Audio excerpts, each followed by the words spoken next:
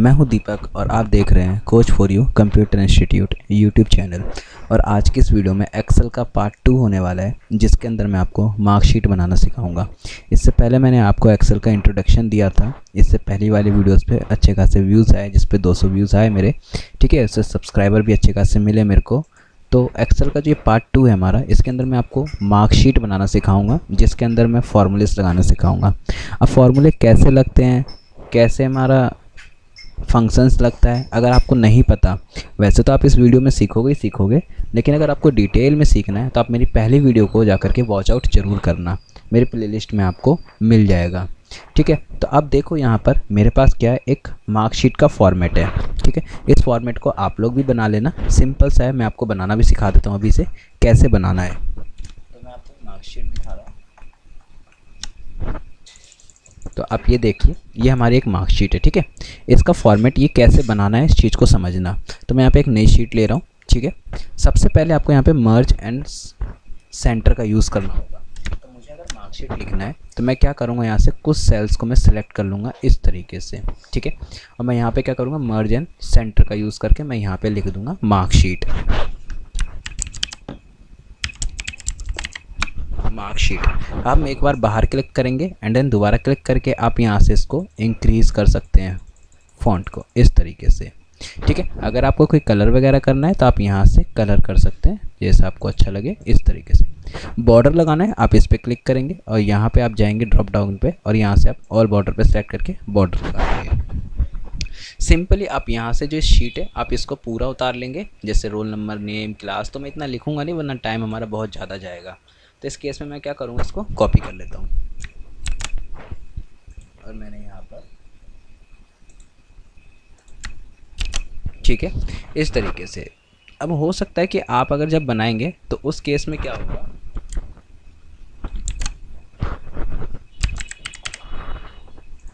उस केस में क्या होगा कि आपके पास ये बॉर्डर नहीं आएगा, मतलब आपको कुछ ऐसा दिखाई देगा, ये आपको कुछ इस तरीके से दिखाई देगा, ठीक है। तो आप क्या करोगे, इस तरीके से सबको सिलेक्ट कर लोगे और यहाँ पर ऑल बॉर्डर का ऑप्शन आएगा और यहाँ से आप क्या करोगे, सिंपली ऑल बॉर्डर पे जाके अप्लाई कर दोगे, बॉर्डर लग जाएगा, ठीक है। देन आप ये वाली चीज़ें को लिख लेना और बहुत ईजी है, आप सबको सिलेक्ट करके ऑल बॉर्डर लगा देना, काम हो जाएगा, ठीक है। एक बार मैं इसको उठा लेता हूँ,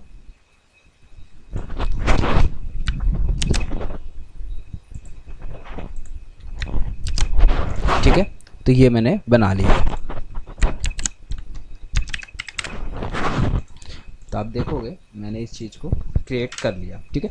आप लोग इसको मैन्युअली क्रिएट करना, मैंने कॉपी पेस्ट किया है तो आप लोग को कॉपी पेस्ट करना नहीं है, वरना अगर आप लोग कॉपी पेस्ट करोगे तो आपको याद नहीं रहेगी चीज़ें, ठीक है। अभी करना क्या है, हमें यहाँ से टोटल मार्क्स निकालने हैं। मतलब जैसे कोई स्टूडेंट 1 है हमारे पास, जिसका रोल नंबर 1 है, उसके इंग्लिश में 76 है, हिंदी में 88 है, मैथ में 75 है, साइंस में 26, 87। तो इसका हमें टोटल मार्क्स निकालना है। देखो टोटल मार्क्स निकालने का क्या होता है कि एक तो ये है कि हम लोग अपना मैनुअली कैलकुलेटर से कैलकुलेट करके भी टोटल निकाल सकते हैं, बट उसमें और इसमें क्या फ़र्क है, इस चीज़ को समझो। अगर आपको टोटल मार्क्स निकालना है, देखो मैंने आपको फॉर्मूला भी दे रखा है, मैं आपको शीट दे दूंगा। टोटल मार्क निकालना है तो आपको इक्वल टू SUM और आपको सेलेक्ट करना है उस रेंज को, जिस रेंज में आपको मार्क्स को कैलकुलेट करना है। तो मैं क्या करूँगा, यहाँ पे इक्वल टू फॉर, जब कभी भी हम लोग एक्सेल में फॉर्मूला स्टार्ट करते हैं या फंक्शन स्टार्ट करते हैं तो हमेशा इक्वल टू से स्टार्ट करते हैं। इक्वल टू, अगर मुझे सम करना है तो SUM, सम ब्रैकेट ऑन, ठीक है। नंबर 1 इसे सिलेक्ट किया, कोमा, नंबर 2 इसे सिलेक्ट किया, comma, number 3, comma, number 4, comma, number 5। अब नंबर 6 नहीं है तो मुझे कोमा देने की कोई ज़रूरत नहीं है, ब्रैकेट बंद करके एंटर। 352 इसके टोटल मार्क्स आ गए। अच्छा, फिर फ़ायदा क्या हुआ इससे, अगर मैं यहाँ पे 75 की जगह पर 20 कर देता हूँ तो आप देखोगे जैसे ही मैं एंटर दूंगा ये वाला मार्क्स, मतलब टोटल मार्क्स जो है वो अपडेट हो जाएगा। तो ये देखो, इसका मतलब क्या हुआ, अगर हमारी बहुत बड़ी शीट है या बहुत सारे मार्क्स है तो उस केस में मैं बार बार कैलकुलेट थोड़ी करता रहूँगा। तो इसीलिए हम लोग क्या करते हैं, इसके ऊपर फॉर्मूला लगाते हैं। अब आपको बार बार सेलेक्ट नहीं करना है नंबर 1, नंबर 2, मैं क्या करूँगा, equal to SUM sum bracket on, मैं इस पूरी रेंज को ऐसे सेलेक्ट कर लूँगा और ब्रैकेट को कर दूँगा क्लोज और एंटर, ठीक है। तो आप लोग भी इसको मैन्युअली करते जाना, ठीक है। मैं इसे यहाँ पे 2 बार क्लिक कर रहा हूँ और इसे इस तरीके से सब में फॉर्मूला को पेस्ट कर दिया मैंने, ठीक है। आप लोग को ऐसे नहीं करना है, आप लोग इसे मैन्युअली करोगे। ओके चलिए, अब हम परसेंटेज निकालते हैं। तो परसेंटेज निकालने का क्या होता है हमारा, equal to formula start. Percentage का कोई स्पेसिफिक फार्मूला नहीं है, मैं क्या कह रहा हूँ, परसेंटेज का कोई स्पेसिफिक फार्मूला नहीं है। परसेंटेज को हम लोग को, जैसे हमने क्लास 8th में पढ़ा था कि परसेंटेज कैसे निकाला जाता है, वैसे ही निकालना पड़ेगा। मतलब हमारे टोटल मार्क्स कितने आ रहे हैं उस सेल को सिलेक्ट करना है, डिवाइड करा देना है कितने में से आ रहे हैं। तो हमारे पास कितने सब्जेक्ट है, 1 2 3 4 5। अगर हर एक सब्जेक्ट 100 मार्क्स का होगा तो सारे सब्जेक्ट कितने हो गए, 500 मार्क्स के हो गए। तो इसको डिवाइड करा देंगे 500 से, ठीक है। तो ये हमें कुछ नंबर दे रहा होगा डिवाइड करके, यहाँ तक जो भी नंबर दे रहा है उसको मल्टीप्लाई करा देंगे 100 से, बिकॉज हमें कन्वर्ट करना है परसेंटेज में। क्योंकि अगर मैं इस नंबर को 500 से डिवाइड कराऊंगा तो डेसिमल में वैल्यू आएगी, और डेसिमल को अगर मुझे परसेंटेज में कन्वर्ट करना है तो मुझे 100 से मल्टीप्लाई कराना ज़रूरी है, ठीक है। आई थिंक आपको समझ में आ गया होगा। अब मैंने इस तरीके से कर लिया, ठीक है। ओके, अब बात करते हैं रिज़ल्ट की। अब रिज़ल्ट में मुझे क्या निकालना है कि रिज़ल्ट में हमारे पास 2 चीज़ें होती हैं, पास या फेल, ठीक है। अब पास कब होता है, या तो वो 33 से ऊपर आना चाहिए परसेंटेज, या 33 के बराबर आ जाना चाहिए, तो पास हो जाएगा। अब ध्यान से, बहुत ध्यान से देख, इक्वल टू, ठीक है। यहाँ पे हम लॉजिक लगाएंगे, लगाना इफ़ का मतलब होता है अगर, ठीक है, ब्रैकेट ऑन। मैं कहूँगा कि ये जो परसेंटेज वाला सेल है, ठीक है, ध्यान से सुनना, ये जो परसेंटेज वाला सेल है अगर ये बड़ा आ जाता है, ठीक है, या फिर बराबर आ जाता है किसके, 33 के, ये हमारा लॉजिक बन चुका है।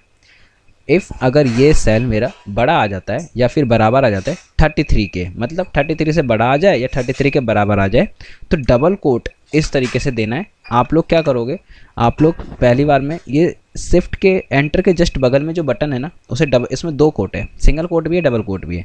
तो फर्स्ट टाइम में आप लोग क्या गलती करोगे, इस तरीके से लगाओगे, ऐसे नहीं लगाना है, ठीक है। शिफ्ट को दबा के रखना है और एक बार दबा देना है डबल कोट। इसमें लिखना क्या पैरामीटर देना चाहते हो। देखो क्या मतलब है, ये कह रहा है कि अगर वैल्यू ट्रू हो जाती है, मतलब ठीक है 33 के बराबर या 33 से ज़्यादा आ जाता है, तो क्या दे हम यहाँ पे, देखो नीचे आ रहा है ना ट्रू, तो ट्रू में क्या दोगे, हम लिख देंगे पास दो, फिर पास, ठीक है। जैसी कोमा दोगे तो आप देखोगे नीचे फॉल्स। अब ये क्या कह रहा है कि अगर 33 के बराबर या 33 से बड़ा नहीं आता तो क्या दे हम यहाँ पर, तो मैं कह दूंगा फेल दे दो, फेल दे दो, ठीक है। और इसको मैं यहाँ से एंटर करता हूँ, तो आप देखो पास आ गया। अब क्या फ़ायदा हुआ इससे मुझे लगा करके, तो देखो अगर मान के चलो मैं इनके नंबर कम कर देता हूँ, 12 नंबर, ठीक है, 46 हो गया, और इसे भी अगर 12 नंबर करता हूँ तो आप देखोगे फेल। आई थिंक आप लोग को समझ में आ गया होगा। यहाँ देखो टोटल मार्क भी चेंज हो गया, हमारे परसेंटेज भी चेंज हो गया और फेल भी हो गया, ठीक है। तो आई होप आपको समझ में आ गया कि किस तरीके से करना है ये चीज़। ओके, अब हम बात करते हैं मिनिमम की, मिनिमम और मैक्सिमम।